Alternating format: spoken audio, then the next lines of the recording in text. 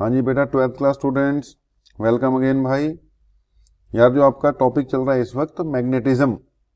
अब मैग्नेटिज्म में कुछ पार्ट हमने कर लिया, अभी थोड़ा सा पार्ट इसका रहता है बेटा, लास्ट पार्ट। अब लास्ट पार्ट जो है वो वैसे भी जब हम नॉर्मली भी कराते हैं ना, तो बच्चों को कहते हैं यार नोट्स अपने खोल लो, उसके हिसाब से फिर टॉपिक्स एक्सप्लेन कर देते होते हैं। तो यहाँ पे लास्ट वाला टॉपिक उसी तरीके से करना पड़ेगा।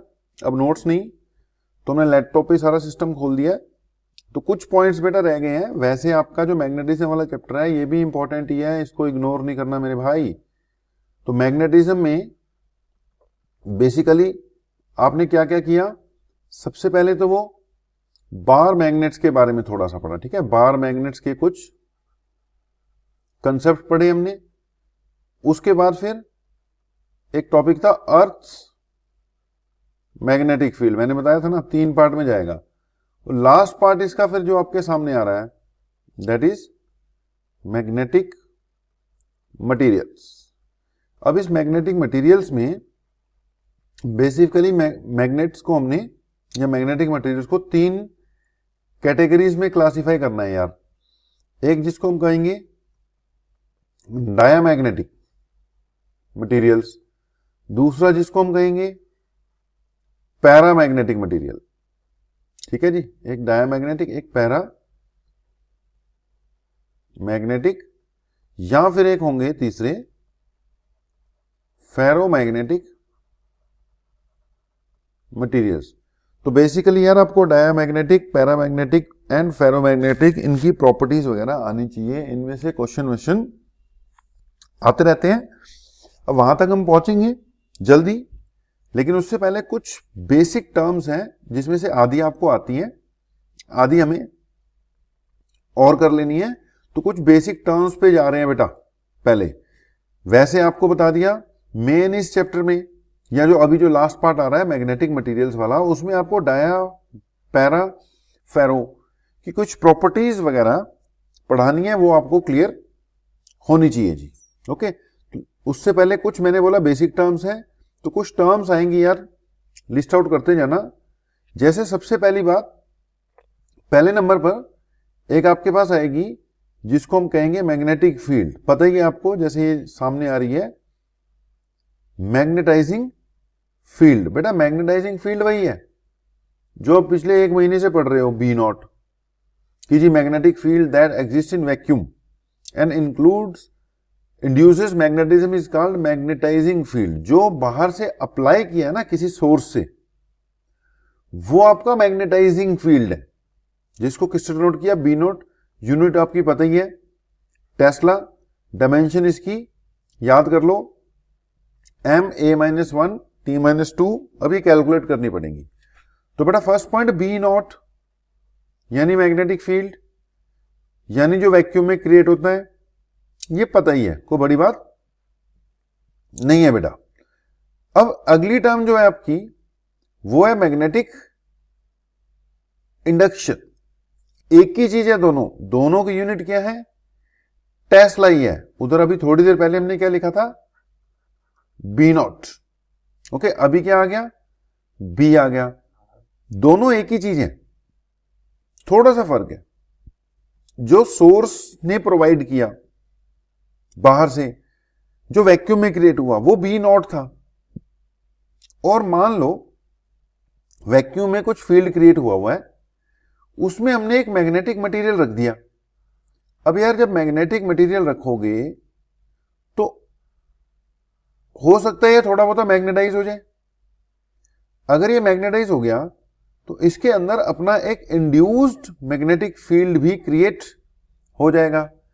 अब जो बाहर से अप्लाइड वाला बी नोट तो है ही, इसके अंदर अगर कुछ इंड्यूस्ड मैग्नेटिक फील्ड भी क्रिएट हो जाता है, तो जो टोटल है ना, टोटल उसको हम कह देंगे मैग्नेटिक इंडक्शन। ठीक है जी, टोटल को हम क्या कह देंगे, मैग्नेटिक इंडक्शन। तो बी हो गया B naught plus B I. B naught तो था ही जो वैक्यूम में क्रिएट होना है, साथ में इसके क्या जुड़ जाना है, जो इंड्यूस वाला फील्ड क्रिएट हुआ है। देखो बी नॉट क्या था, एक्सटर्नल मैग्नेटिक फील्ड, जो आसपास लगा था वो बी नॉट था, जो पिछली फर्स्ट डेफिनेशन थी अपनी। लेकिन मैग्नेटिक मटेरियल में कुछ ना कुछ फील्ड इंड्यूस हो गया उसकी प्रॉपर्टीज के कारण, और दोनों का जो सम है वो उसको बी कहेंगे हम। बी आई इंड्यूस्ड हो गया, बी नॉट जो अप्लाइड वाला था, टोटल जो इसका सम है उसको हम क्या कह देंगे, बी कह देंगे। तो हमने बोला था total magnetic field inside a magnetic material, जो भी टोटल मैग्नेटिक फील्ड है किसी भी मैग्नेटिक मटेरियल के अंदर, it is some of the external magnetising field, जो मैग्नेटाइज कर रहा है और जितना इंड्यूस हो रहा है, उन दोनों का सम होता है टोटल। अब उसको बी से डिनोट करते हैं। Okay, and the additional magnetic field produce due to magnetisation, magnetise भी हो जाएगा ना, इंड्यूस भी हो जाएगा इसके अंदर। तो दो टर्म है, एक बी है और एक बी नोट है मेरे भाई, एक बी और एक बी नोट। दोनों की यूनिट वही रहेगी, कंसेप्ट तो वही है, लेकिन फिर भी आपको पता होना चाहिए दोनों में फर्क। अब ये जो बी नॉट टोटल बी आया था, उसके बारे में हम कहते हैं कि द मैग्नेटिक इंडक्शन जो बी आ रही थी may also be defined as the total number of magnetic lines of force crossing per unit area normally through the material। बेटा जो फील्ड है ना, फील्ड कोई भी मैग्नेटिक फील्ड, बाहर वाला प्लस उसका अपना इंड्यूस्ड वाला मिलाकर, उसकी basic definition magnetic flux per unit area भी होती है। Magnetic flux per unit area भी होती है। तभी उसने बोला कि it is also defined as total number of magnetic field lines. बेटा मैग्नेटिक फील्ड लाइंस को मैग्नेटिक फ्लक्स कहते हैं। जैसे इलेक्ट्रिक फील्ड लाइन कितनी पास होती है उसको इलेक्ट्रिक फ्लक्स कहते थे। अब मैग्नेटिक फील्ड लाइंस कितनी पास होती है कहीं से, उसको मैग्नेटिक फ्लक्स कहते हैं। तो magnetic field lines crossing per unit area normal to the material, तो कहना पड़ेगा। तो जो मैग्नेटिक फील्ड है it is also defined as magnetic flux per unit area. ठीक है जी। तो एक अभी तक आपने क्या देखा, बी नॉट, बी नॉट जो वैक्यूम में फील्ड क्रिएट हो रहा है यार। एक जो बी है, बी जो वैक्यूम वाला है प्लस जो इंड्यूस्ड वाला है। अब कई बार क्या होता है, जो इंड्यूस्ड वाला है वो ऑपोजिट नेचर का भी हो सकता है, मतलब वो प्लस होने की बजाय माइनस भी हो सकता है। ठीक है जी। तो दो टर्म हुई है, 5 टर्म है अभी। एक और टर्म आती है जिसको एच से डिनोट करते हैं। तो अपने पास पहली टर्म बी नॉट, दूसरी टर्म बी, तीसरी अब आ गई एच। इसको कहते हैं magnetising field intensity. It is the ability of the magnetising field to magnetise the material, जिसको उस मैग्नेटिक फील्ड में रख दिया। इसको किससे डिनोट करते हैं, एच से डिनोट करते हैं। यूनिट इसकी एम्पियर पर मीटर चलेगी। ओके, फिर से सुनो, आसपास हमारे मैग्नेटिक फील्ड है, उस मैग्नेटिक फील्ड में हमने कोई मैग्नेटिक मटेरियल रख दिया जो कि मैग्नेटाइज हो सकता है। मान लो ये मैग्नेटिक मटेरियल हमने इसमें रख दिया जो कि मैग्नेटाइज हो सकता है। अब ये कितना बढ़िया तरीके से मैग्नेटाइज होगा, ये जो एक्सटर्नल फील्ड लगाया ना मेरे भाई, उसकी एच पे डिपेंड करता है, एच पे। तो एच क्या थी, एबिलिटी ऑफ मैग्नेटाइजिंग फील्ड। ये बाहर वाला मैग्नेटाइजिंग फील्ड है ना बी नॉट, ये कितना इफेक्टिवली इस मटेरियल को मैग्नेटाइज कर देगा, that is measured in terms of H. ठीक है, it is ability of the material magnetising field to magnetise the material and is expressed by vector H and is called magnetising field intensity. B naught और H में एक relation याद रखनी है, ये छोटी मोटी रिलेशंस हैं, याद रखनी है। बी नॉट और एच में एक रिलेशन याद रखनी है आपने, B naught equal to mu naught H. यहां जो एच होता है, एच वो बी नॉट पे ही डिपेंड करता है। लेकिन ये फील्ड उस मटेरियल को कितना मैग्नेटाइज कर पाएगा, ये उसकी इफेक्टिव वैल्यू है। ये डिपेंड करती है नेचर ऑफ द मटेरियल पर भी। ठीक है जी, किस पे डिपेंड करती है? नेचर ऑफ द मटेरियल पर भी डिपेंड करती है। बी तो है ही है, उसको किससे डिवाइड करो? मटेरियल की परमिएबिलिटी से। ओके, तब आएगा कि कितना इफेक्टिवली वो मैग्नेटाइज कर पा रहा है या नहीं कर पा रहा है। तो एक बी नॉट है, एक बी है और एक एच है। एच याद रखना है, H B naught by mu naught है बेटा। 4 या 5 डेफिनेशन है, अब छोड़नी क्यों है, कराई देते हैं। ये भी जरूरी है, डेफिनेशंस भी जरूरी हैं, आपस में रिलेशन इनके बारे में पता होना चाहिए। अगर आपको कंप्लीटली फुल कवरेज चाहिए हर एक चीज की, तो आपको करना पड़ेगा बेटा सब कुछ भी छोड़ना नहीं है हमने। ओके जी, अब आती है अगली बात। आगे एक और डेफिनेशन आ रही है जी, इंटेंसिटी ऑफ मैग्नेटाइजेशन। देखो मैं सब लिस्ट आउट करते जा रहा हूं। सबसे पहले बी नॉट, फिर बी, फिर एच। अब चौथे नंबर पे एक डेफिनेशन है इंटेंसिटी ऑफ मैग्नेटाइजेशन। देखो ये हमने लगाया external field B, B naught. इसमें हमने वो मैग्नेटाइजिंग मटेरियल रख दिया जिसको हम मैग्नेटाइज मान लो करना चाहते हैं। ओके, अब इसके अंदर बी नॉट तो है ही, साथ में कुछ फील्ड इंड्यूस भी हो गया।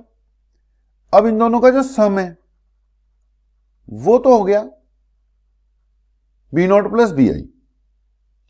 अब बेटा इसमें कितना फील्ड इंड्यूस हुआ या इसने कितना फील्ड इंड्यूस करवा लिया, ये अब किस पे डिपेंड करता है? एच पे डिपेंड करता है, एच पे। ये एच पे डिपेंड करता है। एच क्या हुआ? B naught by mu naught उस मटेरियल का। अब ठीक है, ये मैग्नेटाइज होने लग गया, एच इफेक्टिवली इसको मैग्नेटाइज करने लग गया। अब यार ये मैग्नेटाइज हुआ या नहीं हुआ, that is measured in terms of its intensity of magnetisation. जब ये मैग्नेटाइज नहीं हुआ था, अभी नया नया आया था, तो इसके अंदर इसकी अपनी नेट मैग्नेटिक डायपोल मोमेंट 0 थी। आपने फील्ड लगाया, उसमें इंड्यूस हुआ, इसने इफेक्टिवली इंड्यूस करवाया और ये मैग्नेटाइज हो गया। यार मैग्नेटाइज हो गया मतलब कि इसमें कुछ नेट डायपोल मूवमेंट डेवलप हो गई। ठीक है जी, इसके अंदर कुछ नेट डायपोल मूवमेंट डेवलप हो गई। अब इसके अंदर अगर नेट डायपोल मूवमेंट डेवलप हो गई तो उसी की मेजर को क्या कहते हैं? Intensity of magnetization. Intensity of magnetization की डेफिनेशन देख लो, it is net dipole movement developed, net dipole movement developed per unit volume. तो ये क्या हुई? Dipole movement developed per unit volume. तो देख लो, when a magnetic material place in a magnetic field it get magnetize, हो गया magnetize. Okay जी, अब इसके अंदर the magnetic movement developed per unit volume of the material when place in a magnetising field is called intensity of magnetisation. वो magnetise हो गया, उसके अंदर कितनी डायपोल मूवमेंट डेवलप हुई per unit volume, that is intensity of magnetization. यानी I क्या है? Dipole movement developed per unit volume. ठीक है जी, डायपोल मूवमेंट को एम से नोट करते हैं और बी के साथ इसकी रिलेशन है B is equal to mu naught I. ये भी याद रखनी है, बी के साथ इसकी क्या रिलेशन है बच्चे? B is equal to mu naught I. ये भी हमें क्या रखना है? याद रखना है कि बी और आई के बीच में क्या रिलेशन है। ठीक है, ये जो इंड्यूस्ड फील्ड है, इसी के कारण डायपोल मोमेंट डेवलप हुई ना, ये रहा इंड्यूस, ये रहा इंड्यूस फील्ड। ओके जी, तो इंटेंसिटी ऑफ मैग्नेटाइजेशन बेटा क्या हुई फिर, dipole moment developed per unit volume. अब फिर से चेक कर लो भाई, चार चीजें आ गई तुम्हारे पास, एक बी नॉट, एक बी और एक एच और एक आई। इनके बीच में आपस में रिलेशन भी बहुत बहुत जरूरी है भाई। ओके जी, अब उसने वैसे ही देखो जरा, एक छोटा सा एग्जांपल है, जो हम इंटेंसिटी ऑफ मैग्नेटाइजेशन यानी dipole moment developed per unit volume की बात कर रहे थे, उसमें एक छोटा सा एग्जांपल है कि मान लो अपने पास एक बार मैग्नेट है जिसकी लेंथ क्या है 2L और जिसका area of cross section A है यार, ये अपना बार मैग्नेट हुआ जिसकी लेंथ 2L। अच्छा 2L मानते होते हैं, लेंथ आपको पता है क्या मान लेते होते हैं हम, 2L मान लेते हैं, जिसका एरिया ऑफ क्रॉस सेक्शन क्या है A मान लिया।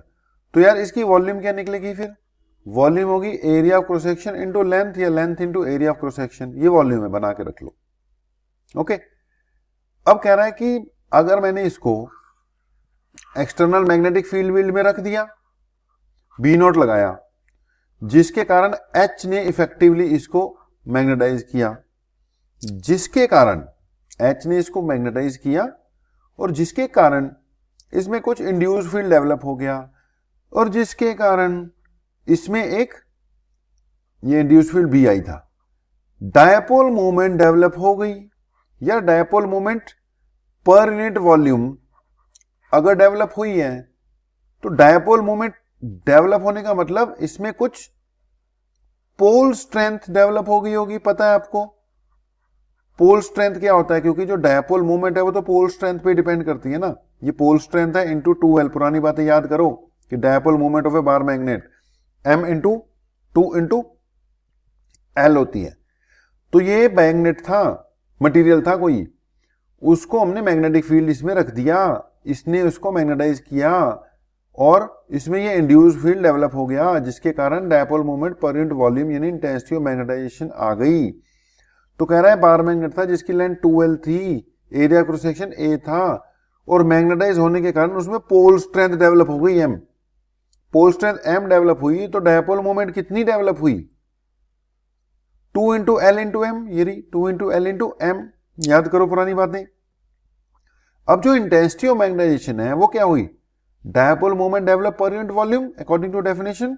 अब डायपोल मोमेंट डेवलप हुई है, वॉल्यूम इसकी है ये चीज 2L है, इसलिए लिखा बेटा क्योंकि उसने लेंथ को 2L मान रखा है, मैंने L मान लिया था तो 2 तो लगेगा लगेगा। ठीक है जी, तो वॉल्यूम इसकी 2 into L into A, cut कटा के M बाय A आ गया। तो कहने का मतलब ये है कि जो पिछले पेज पे हम इंटेंसिटी डिफाइन कर रहे थे, dipole moment developed per unit volume, वो तो है ही, ये बेसिक डेफिनेशन है, but it is also defined as pole strength developed per unit area of cross section. ये कैपिटल M है बच्चे, dipole moment developed per unit volume या pole strength developed per unit area of cross section. तो ये भी इसकी unit हो सकती है। अब इनके बीच में जो जितनी भी टर्म्स आई, मैं बार बार सारी टर्म लिख रहा हूं। सबसे पहले कौन सी टर्म आई, बी नॉट, ठीक है, और कौन सी टर्म आ गई आपके पास फिर, बी इंड्यूस्ड, फिर बी भी आ चुकी है, फिर इसके बाद एच भी आ चुकी है, एच के बाद आई तक पहुंच चुके हैं, इंटेंसिटी ऑफ मैग्नेटाइजेशन। अब इनमें आपस में रिलेशन भी होती है मेरे भाई। अब आपस में इसमें ये जो डायरेक्ट रिजल्ट है ना लास्ट में, अब ये याद कर लो कैसे किया वो देख लेना, लेकिन डायरेक्ट रिजल्ट आपको याद होना चाहिए कि B is equal to mu naught into H plus I. B is equal to mu naught into H plus I. यहां पे B जो टोटल फील्ड डेवलप होता है उसके अंदर इंड्यूस प्लस एक्सटर्नल फील्ड जो अप्लाई किया हुआ है, ठीक है जी, H प्लस आई क्या हुआ, H जो मैग्नेटाइजिंग फील्ड है और I जो इंटेंसिटी ऑफ मैग्नेटाइजेशन उसके अंदर डेवलप हो रही है। तो B is equal to mu naught H plus I. एक ये भी याद रखना, थोड़ा सा अजीब सा लगेगा लेकिन कुछ नई नई टर्म्स हैं। अब वो देख लोगे तो बहुत बढ़िया रहोगे, क्योंकि फिर वही बात है, अगर तो सिलेक्टेड सा करना है, कुछ सिलेक्टेड से नंबर लेने हैं तो ठीक है, लेकिन अगर खुलकर नंबर लेने हैं, खुलकर करना है, कॉम्पिटिटिव एग्जाम भी क्लियर करने हैं, तो हर एक चीज क्लियर होनी चाहिए बेटा। हर एक चीज को हमें टच करना ही पड़ेगा। तो आगे बढ़ते हैं। आगे दो डेफिनेशन आ रही है बेटा, दो रह गई अब। ये सबसे इंपॉर्टेंट है, पिछले वाले से भी इंपॉर्टेंट है भाई, मैग्नेटिक परमिएबिलिटी। ओके, तो आओ जरा ये भी सुनो यार। जैसे किसी भी मटेरियल का इलेक्ट्रिकल बिहेवियर बताने के लिए उसकी परमिटिविटी होती थी, ऐसी यार किसी भी मीडियम का मैग्नेटिक बिहेवियर बताने के लिए उसके पास क्या रहेगी, उसकी परमियाबिलिटी। मैग्नेटिक परमियाबिलिटी ये क्या चीज है? It is the measure. Definition रटनी नहीं है, कंसेप्ट क्लियर होने चाहिए बस, ठीक है। डेफिनेशन रटने का मतलब नहीं है, यहां पर आपको कंसेप्ट की क्लैरिटी होनी चाहिए। तो मैग्नेटिक परमिएबिलिटी है क्या चीज? It is basically the measure of the extent to which a material can be penetrated or permeated by a magnetic field। ये कोई मटेरियल है, ठीक है जी। अब इसके बाहर आसपास हमने क्या लगा दिया? मैग्नेटिक फील्ड लगा दिया। अब मैग्नेटिक फील्ड होगा तो उसकी मैग्नेटिक फील्ड लाइंस होंगी। अब यार ये मैग्नेटिक फील्ड लाइन इसके अंदर कितना पेनेट्रेट कर पा रही हैं, घुस रही हैं कि नहीं घुस रही हैं? अब वो डिपेंड करता है इसके मीडियम पे, इसके नेचर पे। हो सकता है ऐसा नेचर का हो कि फील्ड लाइंस को एंट्री ना करने दे, हो सकता है ऐसे नेचर का हो कि फील्ड लाइंस को बहुत बढ़िया तरीके से एंटर करने दे। अब इसमें से कितनी फील्ड लाइन क्रॉस होंगी, कितना फील्ड से के प्रति ये पॉजिटिव या नेगेटिव बिहेवियर शो करेगा, that is given by its permeability, mu, permeability. Okay जी, डेफिनेशन अगर निकालो तो it is also defined as ratio of B and H. It is also defined as the ratio of B and H. B हम कर आ ही रहे हैं, magnetic induction है, और एच आप अभी कर आए हो, मैग्नेटाइजिंग इंटेंसिटी है। तो mu basically nature of material बताता है। अब पुरानी बात याद करो यार, एप्सिलॉन यानी परमिटिविटी। अब सबकी परमिटिविटी नहीं हमें पता होती, हमें एक वैक्यूम की पता होती है, ऐसे ही सबकी परमिएबिलिटी नहीं पता होती, हमें वैक्यूम की पता है। ओके, इसकी वैल्यू 10⁻⁷ है, mu naught by 4 pi equal to 10⁻⁷ है, mu naught equal to 4 pi into 10⁻⁷ पता है तुम्हें। तो यार हम पहले याद करो एक एप्सिलॉन आर डिफाइन करते थे, रिलेटिव परमिटिविटी। वैसे हमें यहां पर एक म्यू आर भी डिफाइन करनी पड़ेगी, रिलेटिव परमिएबिलिटी, ठीक है जी। एक म्यू आर भी डिफाइन करनी पड़ेगी यहां पर, जिसको हम कहेंगे रिलेटिव परमिएबिलिटी। म्यू आर यानी रिलेटिव परमिएबिलिटी, ठीक है जी। अब रिलेटिव परमिएबिलिटी क्या होगी? It will be permittivity of the medium divided by permittivity of vacuum, sorry, permeability of medium divided by permeability of vacuum. तो म्यू हमें अवेलेबल नहीं होगा, हमें आमतौर पे म्यू आर अवेलेबल होता है। तो म्यू तो ठीक है, मैग्नेटिक परमिएबिलिटी है ही है, नेचर बताती है, लेकिन चलती ज्यादा कौन सी है यार? म्यू आर यानी कि रिलेटिव परमिएबिलिटी। कोई भी मटेरियल कैसा है, वो मैग्नेटिक फील्ड के प्रति क्या बिहेवियर देगा, ये उसकी म्यू आर पे डिपेंड करता है। स्टार्टिंग में मैंने बोला था 3 टाइप के मटेरियल है अपने पास, डाया है, पैरा है और फेरो है। ये सब डिस्कस करने हैं अभी थोड़ी देर में हमने। ओके, अपना टारगेट ही वो है अगला। तो जो म्यू आर है यार, अगर ये डायमैग्नेटिक होगा तो उसका म्यू आर लेस देन 1 जाएगा। अगर ये पैरामैग्नेटिक मटेरियल है तो उसका म्यू आर ग्रेटर देन 1 जाएगा। अगर ये फेरो है तो इसका म्यू आर यानी relative permeability much greater than 1 जाएगी। ये डायामैग्नेटिक की है, ये पैरा की है और ये फेरो की है। तो यार अब ये भी बहुत बहुत जरूरी टर्म है जो अभी तक हमने की ना।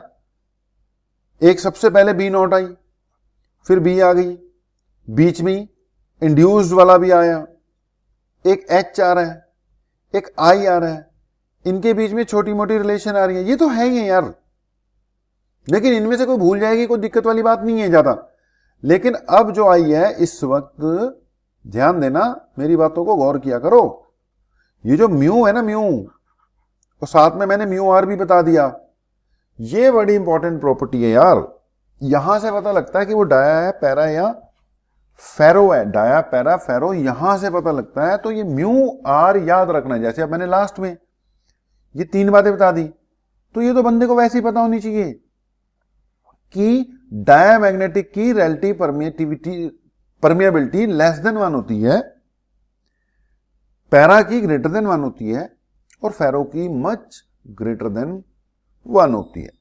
तो म्यू अगली टर्म आपकी थी म्यू, साथ में मैंने क्या बता दी, म्यू आर यानी रिलेटिव परमिएबिलिटी का भी कंसेप्ट बता दिया। तो रिलेटिव परमिएबिलिटी देखो आ गई, हमने पहले बता दी। यहां पे मेन बात थी कि डाया के लिए ये एक वैल्यू लगभग कितनी जाएगी, पैरा के लिए कितनी जाएगी, और फेरो के लिए कितनी जाएगी। अवेलेबल तो म्यू आर ही रहेगी ना। डाया के लिए क्या बोला बेटा, म्यू आर 1 से नीचे चले जाएगी रिलेटिव परमिएबिलिटी, यानी वैक्यूम से भी कम होती है इसकी परमिएबिलिटी। पैरा के लिए 1 से ज्यादा, लेकिन स्लाइटली ज्यादा, अभी सब पढ़ोगे। और फेरो के लिए म्यू आर 1 से ज्यादा और बहुत ज्यादा, ठीक है, ये लगा दिया इसमें, much greater than 1, much greater than 1। Okay जी। अब यहीं पर एक लास्ट टर्म है, देखो हमें 20-25 मिनट तो टर्म्स डिस्कस करने में लग गया। अब लास्ट टर्म है, ये भी बड़ी इंपॉर्टेंट है। मैंने बोला लास्ट की जो 3 टर्म आई ना, mu, mu r, mu r, and ये जो लास्ट टर्म अभी जो आपके सामने लिख रहे हैं हम, magnetic susceptibility, mu r and magnetic susceptibility. इसका सिंबल देखो, इस सिंबल को जाई कहते हैं। क्या कहते हैं? जाई। तो मैग्नेटिक ससेप्टिबिलिटी, यार इसका मतलब समझो कि मैग्नेटिक ससेप्टिबिलिटी किसी भी मटेरियल की प्रॉपर्टी है जो ये बताएगी कि वो मटेरियल कितने बढ़िया तरीके से मैग्नेटाइज होगा या नहीं होगा।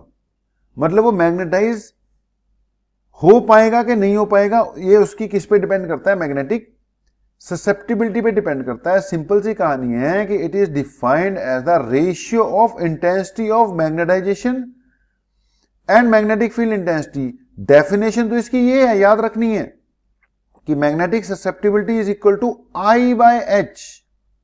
मगर इसका डेफिनेशन के साथ साथ यार मीनिंग याद रखो। मीनिंग ये है कि ये बताता है कि मटेरियल मैग्नेटिक फील्ड के प्रति कितना सेंसिटिव है, कम सेंसिटिव है कि ज्यादा सेंसिटिव है, पॉजिटिव बिहेवियर देता है कि नेगेटिव बिहेवियर देता है। जैसे अगर मैं बात करूं कि जो डायामैग्नेटिक मटेरियल है ना, उनकी ससेप्टिबिलिटी नेगेटिव होती है, जो पैरा है उनकी ससेप्टिबिलिटी पॉजिटिव होती है, और जो फेरो उनकी ससेप्टिबिलिटी पॉजिटिव होती है और काफी ज्यादा पॉजिटिव होती है। इसकी थोड़ी सी पॉजिटिव होती है, इसकी तो होती नेगेटिव। अब नेगेटिव का मतलब कि ये मैग्नेटिक फील्ड के प्रति नेगेटिव बिहेवियर देता है, यानी वो नहीं मैग्नेटाइज होगा, मैग्नेटिक फील्ड को अपोज करेगा। पॉजिटिव मतलब ये मैग्नेटिक फील्ड लाइंस को अपने में से आने देगा और मैग्नेटाइज होगा, और बहुत पॉजिटिव मतलब बहुत बढ़िया तरीके से मैग्नेटाइज होगा। तो अब कोई मैग्नेटाइज होगा कि नहीं होगा, ये उसकी ससेप्टिबिलिटी पे डिपेंड करता है। वो मटेरियल जिनकी ससेप्टिबिलिटी पॉजिटिव है वो फील्ड लाइंस को अपने अंदर से पास होने देते हैं, जिनकी नेगेटिव है वो पास नहीं होने देते, जैसे डायामैग्नेटिक नहीं पास होने देता, और जिनकी बहुत पॉजिटिव है बहुत बढ़िया तरीके से मैग्नेटाइज होने देते हैं। तो ससेप्टिबिलिटी बताता है कि वो मैग्नेटाइज हो पाएगा कि नहीं हो पाएगा। तो ये कुछ टर्म्स है बेटा, इनको ठीक से देख लेना। लास्ट की टर्म्स जो थी ना, म्यू, म्यू आर और ससेप्टिबिलिटी, वेरी वेरी इंपॉर्टेंट है, ध्यान से देख लेना इनको। हाँ जी स्टूडेंट्स, वेलकम अगेन जी। तो यार लास्ट टाइम हम लोग कुछ बातें कर रहे थे बेसिक टर्म्स की। उन बेसिक टर्म्स में हमने एक बी की बात की, बी नॉट की, एक मटेरियल को रखा तो उसमें इंड्यूस मैग्नेटिक फील्ड आ गया। ओके जी। एक टोटल फील्ड हमने बोला इन दोनों का क्या रहेगा, सम रहेगा जी। उसके अलावा फिर एक बेटा एच आया, मैग्नेटाइजिंग फील्ड इंटेंसिटी, फिर इंटेंसिटी ऑफ मैग्नेटाइजेशन। और उसके अलावा एक इंपॉर्टेंट सी बात मैंने बोला था, सबसे इंपॉर्टेंट बात है concept of relative permeability and magnetic susceptibility. ठीक है, ये सबसे इंपॉर्टेंट है अब तक की। रिलेटिव परमेबिलिटी आपको पता होना चाहिए। अभी थोड़ी देर में हमने डाया, पैरा, फेरो 3 टाइप के मटेरियल्स पढ़ने हैं। अब उनको पढ़ने के लिए हमें पहले से क्लियर होना चाहिए कि यार डाया की परमेबिलिटी या रिलेटिव परमेबिलिटी ऑलमोस्ट कितनी होती है और ससेप्टिबिलिटी कितनी होती है। ओके, एक बार फिर से मैं बता दूं कि डाया के लिए अगर मैं बात करता हूं डायामैग्नेटिक, अब बेटा डायामैग्नेटिक की जो म्यू आर है वो लेस देन 1 होती है। 1 से थोड़ी कम होती है, बहुत ज्यादा नहीं होती, पर 1 से क्या रहती है, ये कम रहती है। ओके, पैरामैग्नेटिक मटेरियल है उनकी रिलेटिव परमेबिलिटी ग्रेटर देन 1 रहती है। बार बार मैं ये बात रिपीट कर रहा हूं देखो, क्योंकि मुझे पता है ये मुझे रटवानी है, ये चीजें मिस हो जाएंगी, ज्यादा दिक्कत नहीं आने वाली। ठीक है, ये धीरे धीरे याद होती हैं वैसे भी। लेकिन म्यू आर और जाई एम यानी susceptibility and relative permeability clear होनी चाहिए, एंड क्लियर जिसको कहते हैं। तो डाया की रिलेटिव परमेबिलिटी लेस देन 1, बहुत ज्यादा कम नहीं होती, बस 1 से कम होती है। ओके, 1 से कम होती है, 0 से ज्यादा होती है, less than 1 but greater than 0 relative permeability की बात करें। पैरामैग्नेटिक की ग्रेटर देन 1। और अगर मैं बात करता हूं फेरोमैग्नेटिक मटेरियल, इनकी मच ग्रेटर देन 1। अच्छा, दूसरा फिर मैंने ससेप्टिबिलिटी के बारे में बताया था। अगर डाया की बात करता हूं तो उनकी ससेप्टिबिलिटी यानी मैग्नेटिक ससेप्टिबिलिटी बेटा ये तो नेगेटिव ही चली जाती है, इनकी रहती पॉजिटिव है, मतलब 0 से ज्यादा होती है। ये लेस देन 0 ही चली जाती है, नेगेटिव का मतलब लेस देन 0 ही, ये ग्रेटर देन 0 रहती है। ध्यान से सुनना, ये बातें मिलाऊंगा अभी मैं। और फेरो में ये जो जाई है यानी मैग्नेटिक ससेप्टिबिलिटी, ये ग्रेटर देन 0 होती है और काफी ज्यादा बड़ी होती है। अब यार अब देख पा रहे होगे म्यू आर और जाई यानी परमेबिलिटी और ससेप्टिबिलिटी दोनों यही बताती हैं कि मैग्नेटिक फील्ड या मैग्नेटिक मटेरियल बढ़िया से मैग्नेटाइज होगा या नहीं होगा। तो दोनों में आपस में रिलेशन भी है। पहली बात ये कैसे आई वो तो चलो है ही है, कई बार ये डिराइव करने को भी आ जाता है क्वेश्चन, पुरानी बातें मिला के कुछ नहीं है, इजीली बन जाएगा। लेकिन सबसे पहली बात तो इनके बीच में ना ये रिलेशन याद करो, इसको याद करो जी। मैं यहां पे स्ट्रेस देनी शुरू कर चुका हूं इन पॉइंट्स पर। शुरू के जो पॉइंट्स थे वो तो ठीक है, मैंने डिस्कस करवाए, लेकिन यहां पे बेटा अब मैं स्ट्रेस देनी शुरू कर चुका हूं। इन पॉइंट्स को याद करो, ये लास्ट में बॉक्स में रिलेशन है ना भाई, इसको याद करो कि जो म्यू आर है, mu r it is 1 plus chi M, या कह लो जो जाई एम है it is mu r minus 1। ठीक है, बात एक ही है, ये भी वही चीज बताता है कि मैग्नेटाइज होगा कि नहीं, ये भी वही चीज बताता है, बस दोनों में 1 का फर्क है। अब ध्यान से देखो, मैं बोल रहा था जो डाया मैग्नेटिक है उसका म्यू आर 1 से कम जाएगा। अब बेटा यहां पे जब 1 से कम वैल्यू पुट करोगे तो बीच में से -1 है, तो जाहिर सी बात है ये नेगेटिव चले जाएगा। ठीक है जी। फिर मैं कह रहा था जो पैरामैग्नेटिक है, पैरामैग्नेटिक उनका म्यू आर 1 से बड़ा होता है, थोड़ा ही बड़ा होता है, बहुत ज्यादा नहीं होता। तो इसलिए अगर इसका म्यू आर ग्रेटर देन 1 है तो इसकी ससेप्टिबिलिटी यहां 1 से बड़ी वैल्यू पुट करोगे तो 1 में से 1 बड़ी 1 से बड़ी वैल्यू से 1 माइनस कर दो तो रहेगा तो पॉजिटिव ही ना भाई, तो ये पॉजिटिव ही रहेगा। लेकिन ये कोई बहुत ज्यादा बड़ा नहीं होता 1 से, 1 से बड़ा होता है 2 से कम होता है, 1 पॉइंट समथिंग 1 पॉइंट ये सब होगा। तो उसमें अगर 1 से बड़ा आएगा तो पॉजिटिव आ जाएगा, लेकिन बहुत ज्यादा को पॉजिटिव नहीं आने वाला। और फेरो में, ये पैरा था बेटा, फेरो की बात करूं तो फेरो में mu r much greater than 1 बोल दिया हुआ हमने, तो इससे ससेप्टिबिलिटी भी मच ग्रेटर देन 0 बोल देंगे। ये पॉजिटिव का मतलब greater than 0, less than 0, negative का, पॉजिटिव का मतलब ग्रेटर देन 0, नेगेटिव का मतलब लेस देन 0, और मच ग्रेटर देन 1 में मच ग्रेटर देन क्या आएगी, 0 आएगी। तो जो आपको यार जहां पर मैं स्ट्रेस दे रहा हूं तो उस पर तुम भी स्ट्रेस देना। ये म्यू आर और जाई की वैल्यू बस याद रख लेना, पैरा के लिए कितनी होती है, डाया के लिए कितनी होती है, फेरो के लिए कितनी होती है, अंदाजा होना चाहिए कि किसकी प्लस किसकी माइनस। ओके, बाकी अब ये रिलेशन है, ये तुम्हारी आंखों के सामने है, 4 स्टेप है, मुश्किल वाले होते कंसेप्ट तो बोर्ड पे आते, ऐसे थोड़ी आते। तो B equal to mu naught H plus I हम शुरू कर चुके थे कि B is equal to mu naught H plus I relation होती है, बस वैल्यू पुट करते जाना बेटा, ये तो अपने आप ही हो जाएगा। लेकिन हाँ, कई बार ये आया हुआ है तो इसको कर लेना चाहिए, वैल्यू पुट करते जाना, आपके ऊपर डाल दिया मैंने, ठीक है जी।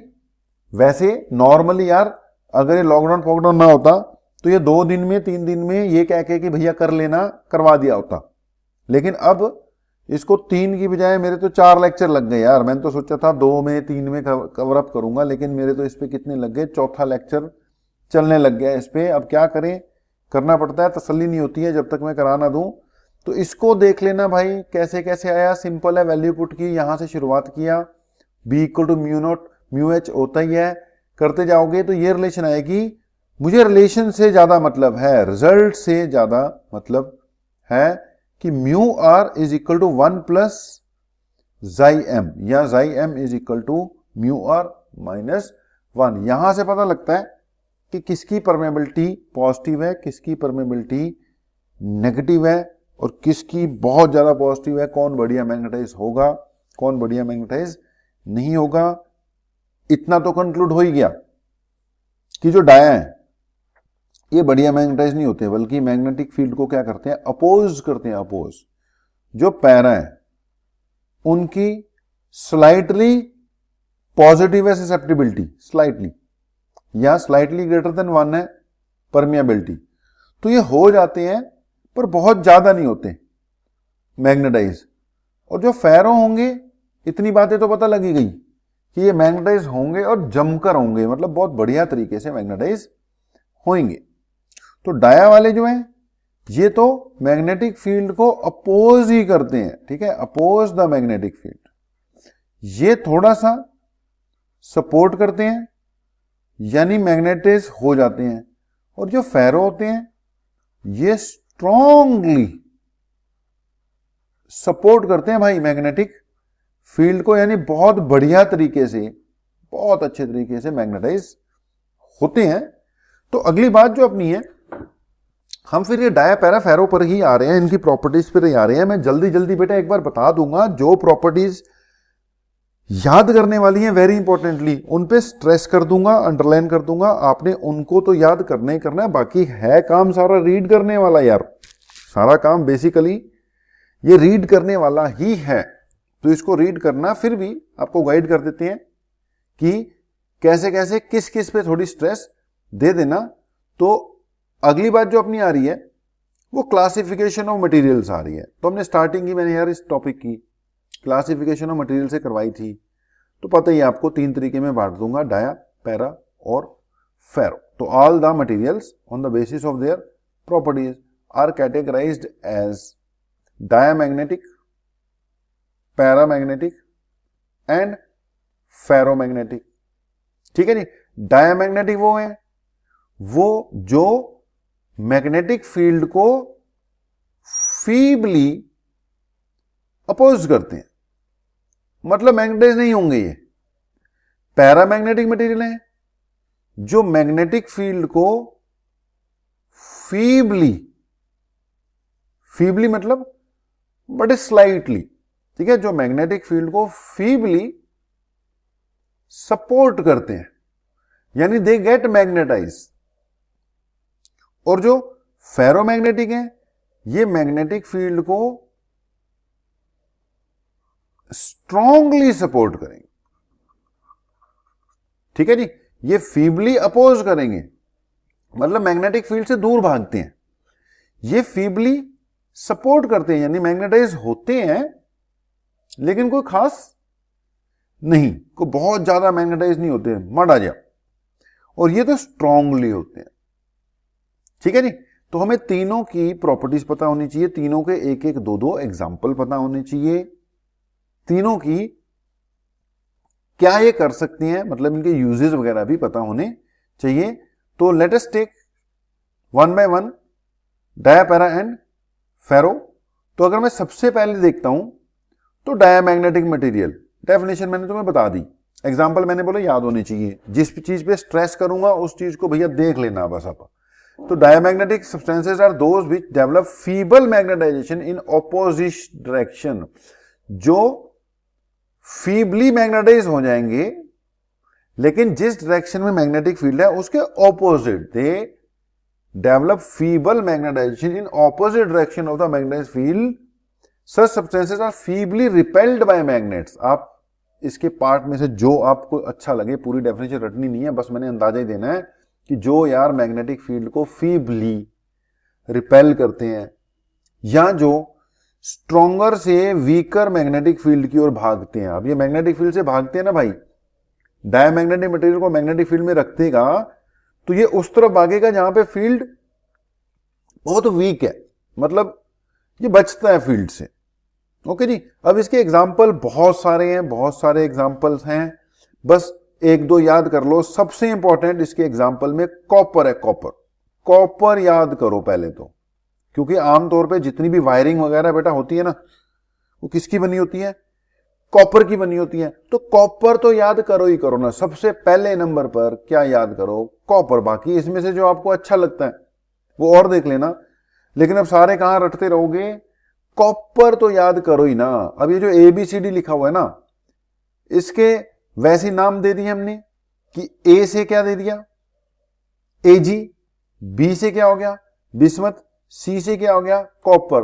तीन नाम हो गए ना तुम्हारे पास, A, B, C, D। Anybody can dance. तो A क्या हुआ? Ag यानी सिल्वर, B क्या हो गया? बिस्मथ, C क्या हो गया? कॉपर, और D डायमैग्नेटिक हो गया, यानी AgBiCu। ये तीनों के तीनों क्या है? डायमैग्नेटिक है। बाकी तुम्हारी मर्जी है भैया, और जो मर्जी याद रख लो। जैसे अब याद रख सकते हो कि सोना चांदी, ये क्या है? चांदी। ये क्या है? सोना। तो सोना चांदी दोनों के दोनों क्या है? डायमैग्नेटिक है, ठीक है।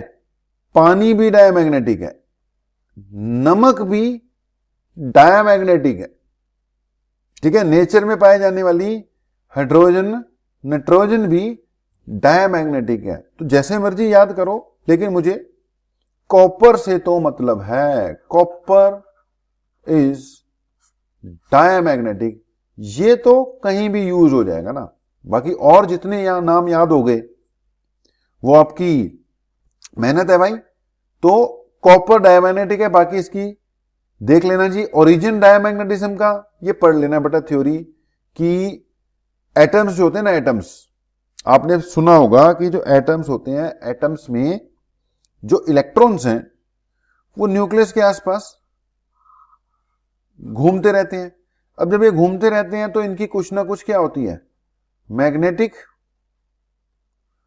डायपोल मोमेंट होती है, ठीक है। अब कुछ मटेरियल्स ऐसे होते हैं बेटा जिनकी net dipole moment cancel out होकर जीरो हो जाती है, वो डायमैग्नेटिक हो गए। जिनकी कुछ ना कुछ नेट डायपोल मोमेंट आ जाती है वो पैरामैग्नेटिक हो गए, ठीक है। तो ये वो मटेरियल है कि in such atom electron occur in pairs.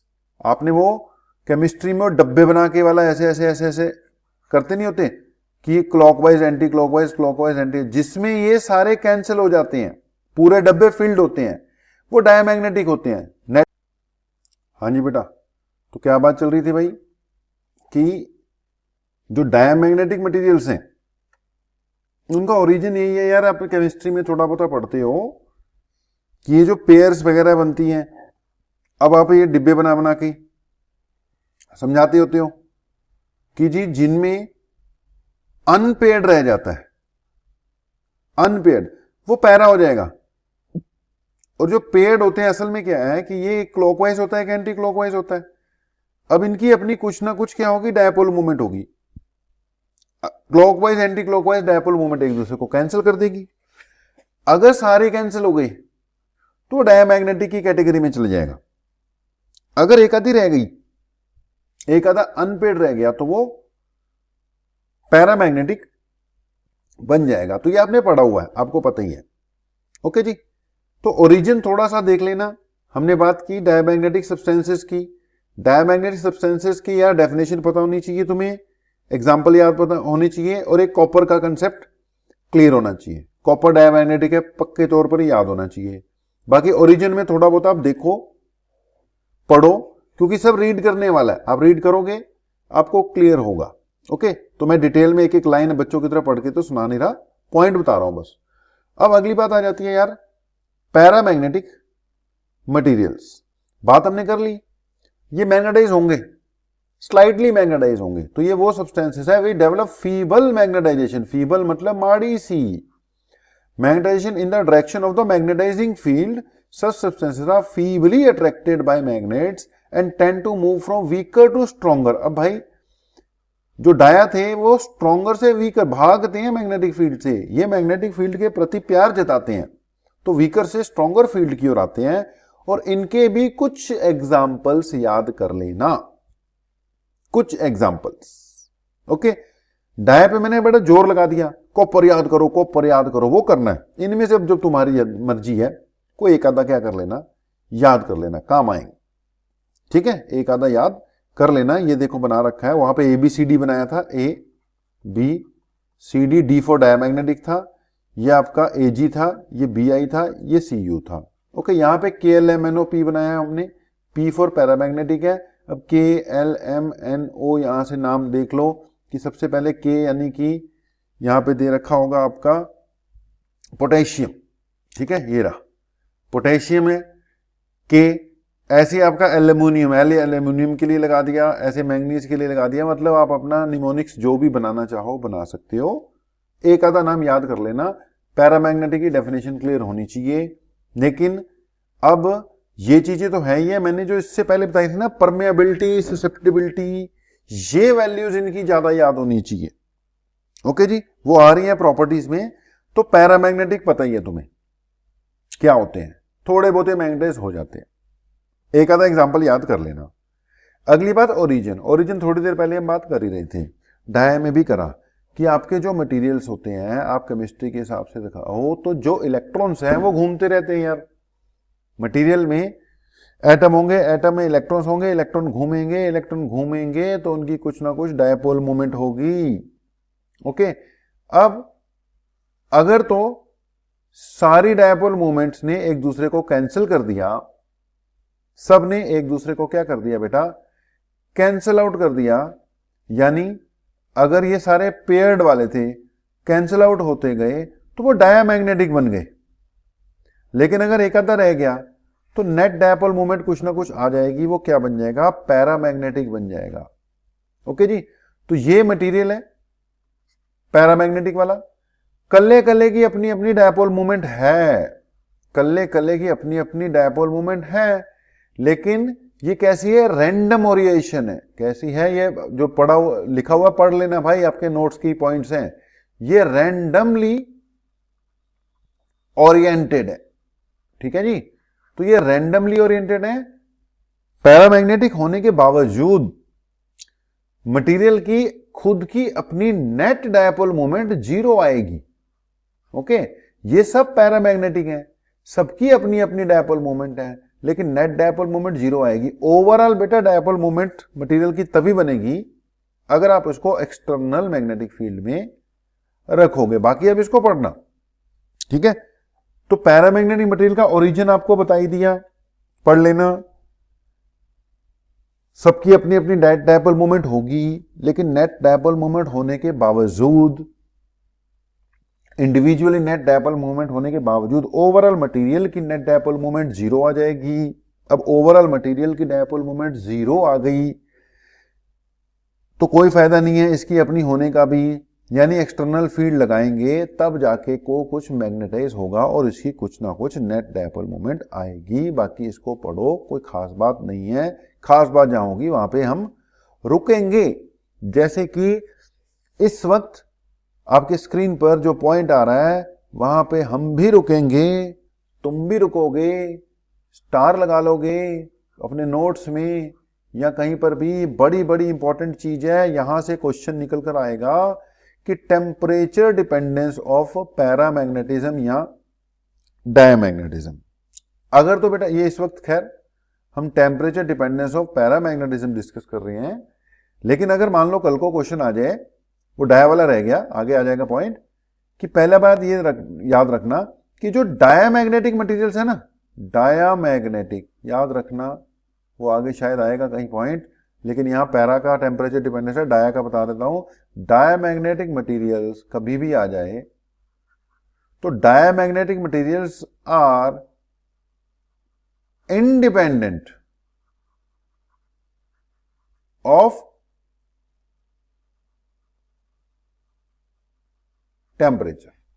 ये याद रखना कि जितने भी डायमैग्नेटिक मटेरियल्स हैं बेटा, they all are independent of temperature. वो टेम्परेचर पर डिपेंड नहीं करते, ना उनका डायमैग्नेटिज्म कम होता है ना इनका डायमैग्नेटिज्म ज्यादा होता है। खैर फिलहाल हम temperature dependence of paramagnetic materials कर रहे हैं।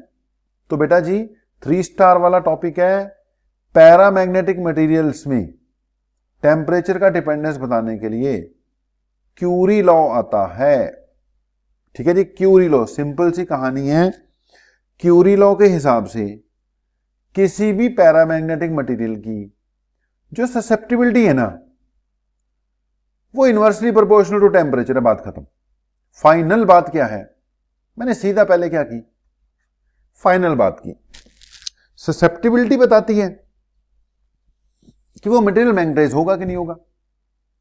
यहां सीधी सी बात यह है कि क्यूरी लॉ कहता है कि कोई भी पैरामैग्नेटिक मटेरियल है उसकी susceptibility inversely proportional to temperature है। मतलब टेम्परेचर बढ़ेगा उसकी ससेप्टिबिलिटी कम हो जाएगी, कम हो जाएगी मतलब वो मैग्नेटाइज कम होगा। यानी टेम्परेचर इंक्रीज करने से ससेप्टिबिलिटी कम होती है, यानी टेम्परेचर इंक्रीज करने से मटेरियल अपना पैरामैग्नेटिक बिहेवियर लूज करता है। क्या करता है जी, लूज करता है।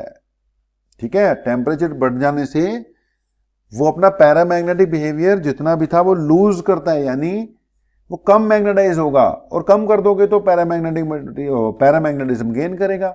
तो ये जो फाइनल बेटा, ये जो लास्ट पॉइंट है ना, इसको अपने मन में गांठ बांध लो, ये याद रखना है। बाकी चलो क्यूरी लॉ जो दे रखा है वो तो हमने करना ही करना है कि it is found that intensity of magnetisation of A paramagnetic material is, जो इंटेंसिटी ऑफ मैग्नेटाइजेशन होती है, याद करो क्या थी, dipole moment developed per unit volume. ठीक है, इंटेंसिटी ऑफ मैग्नेटाइजेशन थी अपनी dipole moment developed per unit volume. तो कहता है जो इंटेंसिटी ऑफ मैग्नेटाइजेशन यानी कितना वो मैग्नेटाइज होगा, देखो आई क्या था, डायपोल मोमेंट पर यूनिट वॉल्यूम, यानी ये बताता है ना मटेरियल को मैग्नेटिक फील्ड में रखा, वो कितना मैग्नेटाइज हुआ, कम हुआ ज्यादा हुआ, वो कौन बताता है, उसकी इंटेंसिटी ऑफ मैग्नेटाइजेशन बताती है ना।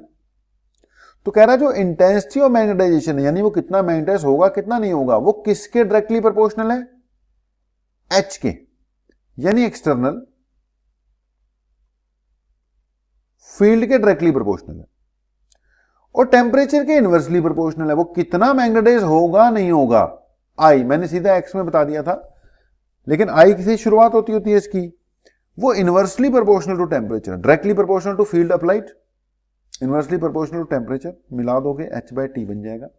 प्रोपोर्शनलिटी का कॉन्स्ट हटाओगे को कांस्टेंट आना चाहिए, सी आएगा, सी को क्यूरी कांस्टेंट कहते हैं। ओके, ये h को नीचे ले गए, I/h हो गया इक्वल टू C/t हो गया। I/h फिर ससेप्टिबिलिटी होती है, ससेप्टिबिलिटी C/t हो गया, यानी susceptibility is inversely proportional to temperature. थोड़ा रोक के देखना, यहां तो जल्दी जल्दी सब लिखे हुए हैं पॉइंट, तो जल्दी जल्दी आएंगे, लेकिन फाइनल रिजल्ट भी पता होने चाहिए, शुरुआत भी पता होनी चाहिए कि कितना मैग्नेटाइज हुआ, वो H के डायरेक्टली प्रोपोर्शनल, T के इनवर्सली प्रोपोर्शनल। अल्टीमेटली बात निकल कर ये आती है कि पैरामैग्नेटिक मटेरियल टेम्परेचर बढ़ने से के साथ अपना पैरामैग्नेटिक बिहेवियर लूज करते हैं। 3 स्टार वाला पॉइंट है, वेरी वेरी इंपॉर्टेंट पॉइंट है, इसको ढंग से कर लेना, क्यूरी लॉ पता होना चाहिए। तो दोनों का टेम्परेचर डिपेंडेंस बता दिया मैंने, डाया का भी बता दिया, पैरा का भी बता दिया। डाया का इंडिपेंडेंट ऑफ टेम्परेचर याद रखना, और पैरा का it is inversely proportional to temperature. Diamagnetic paramagnetic behaviour is inversely proportional to temperature. अब यहां पर बेटा वो क्यूरी लॉ का अगर मैं थोड़ा सा ये डायग्राम सा बना दूं, तो ये ग्राफ दे रहा है किस किस के बीच में बेटा, इंटेंसिटी ऑफ मैग्नेटाइजेशन जितनी डेवलप हुई, और इधर h/t के बीच में, जो आपका h/t था ना, चेक करो कि h/t के बीच में ये h/t है और ये I है, तो I h/t के डायरेक्टली प्रोपोर्शनल है ना, I h/t के डायरेक्टली प्रोपोर्शनल है, तो I वर्सेस h/t ग्राफ बनाया अगले ने, तो I h/t के डायरेक्टली प्रोपोर्शनल है, तो ग्राफ स्ट्रेट लाइन आना था। लेकिन बेटा एक पर्टिकुलर स्टेज के बाद उसमें ना सैचुरेशन भी आती है, एक पर्टिकुलर स्टेज के बाद सैचुरेशन भी उसमें आ जाती है। तो अबव रिलेशन क्यूरी लॉ है, ठीक है, which states that far away from saturation, मतलब ये जो पूरी क्यूरी लॉ है ना, सैचुरेशन से दूर दूर लगता है, अभी सैचुरेशन नहीं आनी चाहिए। तो कहता है अभी सैचुरेशन नहीं आई है, जो ससेप्टिबिलिटी है वो इनवर्सली प्रोपोर्शनल टू टेम्परेचर होती है। अगर सैचुरेशन ना आई हो तो ससेप्टिबिलिटी है इनवर्सली प्रोपोर्शनल टू टेम्परेचर होती है। ये क्यूरी लॉ है, ठीक है, ये पिछले पेज पे चल रहा था उससे रिलेटेड है। ये फिगर के बारे में यहां लिखा हुआ है कि it is variation of intensity of magnetisation as a function of h/t, ठीक है, beyond the saturation value Curie law valid नहीं होता। सैचुरेशन से ऊपर चले गए अगर, मान लो इंटेंसिटी ऑफ मैग्नेटाइजेशन मटेरियल की सैचुरेशन से भी ऊपर, सैचुरेशन मतलब यार वो लिमिट जिसके बाद उसने मैग्नेटाइज नहीं होना, ठीक है, वो लिमिट जिसके बाद उसने मैग्नेटाइज नहीं होना उसको सैचुरेशन कह देते हैं, ठीक है जी। तो क्यूरी लॉ यार वेरी वेरी इंपॉर्टेंट है, ये ग्राफ सा समझ में लगा हो ठीक है, नहीं तो एक बार करने की कोशिश कर लेना। अदरवाइज ये जो पिछले पेज पे था उसका कंक्लूजन ये था कि भैया पैरा के लिए क्यूरी लॉ कहता है कि उसकी जो ससेप्टिबिलिटी है इनवर्सली प्रोपोर्शनल टू टेम्परेचर है, ये कंक्लूजन है। और डाया में कोई क्यूरी फ्यूरी लॉ नहीं लगता, डायमैग्नेटिक मटेरियल तो होते ही इंडिपेंडेंट ऑफ टेम्परेचर हैं जी, ठीक है जी।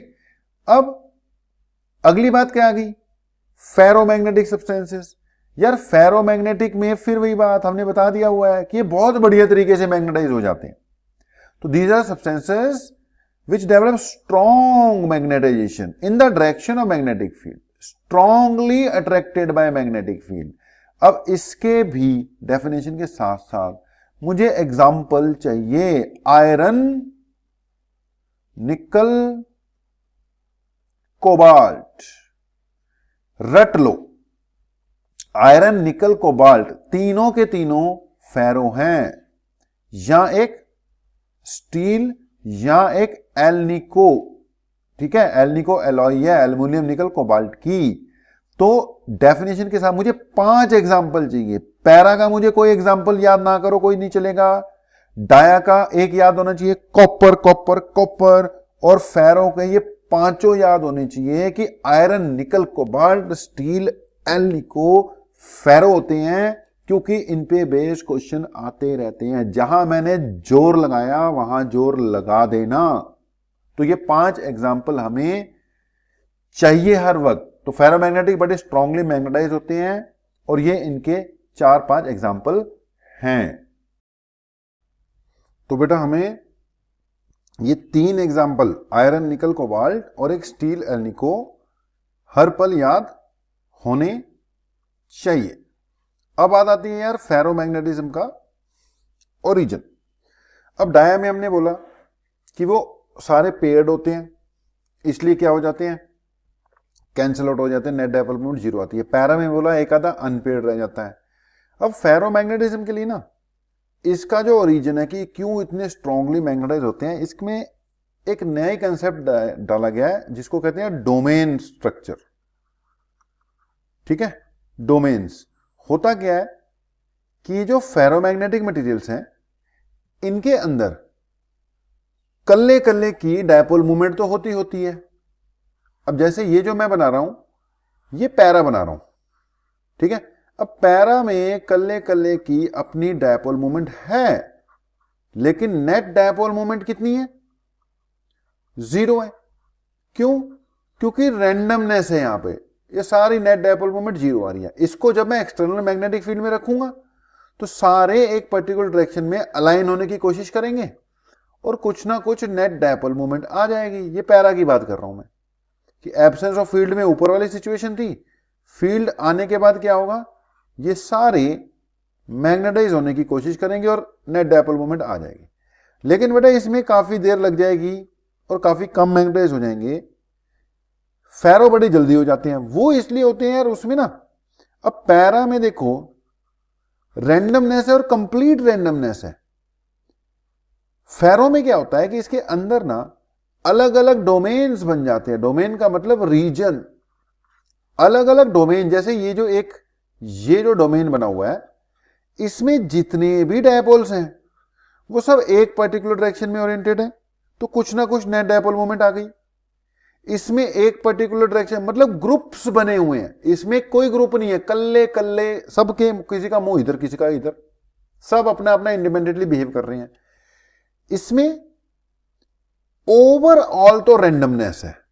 अगर ओवरऑल देखो देयर इज रैंडमनेस, ठीक है जी, ओवरऑल तो रैंडमनेस है, लेकिन इंडिविजुअली ग्रुप्स बने हुए हैं। एक ग्रुप में देयर में भी थाउजेंड्स ऑफ, देयर में भी मिलियंस ऑफ एटम्स।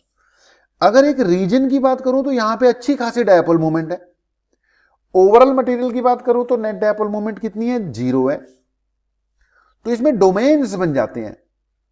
अब जब इसको देखोगे वैसे तो इसकी नेट डायपोल मोमेंट 0 आ रही है यार, लेकिन जब इसको एक्सटर्नल फील्ड में रखोगे तो सब एक पर्टिकुलर डायरेक्शन में अलाइन करने की कोशिश करेंगे। और क्योंकि यहां पे ग्रुप बने हुए हैं ना, यहां पे ग्रुप के ग्रुप एक साथ मैग्नेटिक फील्ड में अलाइन हो जाएंगे और इसलिए बड़ी ही जल्दी और बड़ी ही स्ट्रांगली एक काफी ज्यादा डायपोल मोमेंट आ जाएगी। बात को समझो, पैरा में कंप्लीट रैंडमनेस है, ओवरऑल डायपोल मोमेंट 0 है। अगर मैग्नेटाइज करोगे तो कल्ले कल्ले को उस पर्टिकुलर डायरेक्शन में आना होगा, टाइम लगेगा, बड़ा वीक सा मैग्नेटिक फील्ड डेवलप होगा। फेरो में ओवरऑल तो अभी भी रैंडमनेस ही है, ओवरऑल तो अभी भी रैंडमनेस ही है, लेकिन बेटा इसमें ग्रुप्स बने हुए हैं, यानी इसमें डोमेन्स बने हुए हैं। जब इसको मैग्नेटाइज करने की कोशिश करोगे तो ये ग्रुप के ग्रुप मूव करेंगे और बहुत ही जल्दी स्ट्रांगली मैग्नेटाइज हो सकते हैं या हो जाएंगे। तो यहां पे डोमेन स्ट्रक्चर से पूरा कंसेप्ट एक्सप्लेन किया जाता है। बेटा इसको पढ़ लेना जो लिखा हुआ है। अब मैंने थोड़ा थोड़ा आइडिया देना था, दे दिया। डोमेन स्ट्रक्चर के बारे में पता होना चाहिए। डायमैग्नेटिक क्यों है, क्योंकि वो सारे पेयर्ड बनते हैं, उनकी डायपोल मोमेंट कैंसिल हो जाती है। पैरा वाले पैरा क्यों है, क्योंकि एक आधा अनपेड रह जाता है, नेट डायपोल मोमेंट कुछ ना कुछ आ जाती है। यार फेरो वाले फेरो क्यों है, क्योंकि उनके अंदर क्या बने हुए हैं, डोमेन्स बने हुए हैं, डोमेन्स। ठीक है जी, तो ये भी देख लेना जी फेरो क्या होते हैं, एक आधा उनका एग्जाम्पल। ओके जी, उसके बाद ओरिजिन के लिए क्या आ गया उनका, डोमेन थ्योरी आ गई।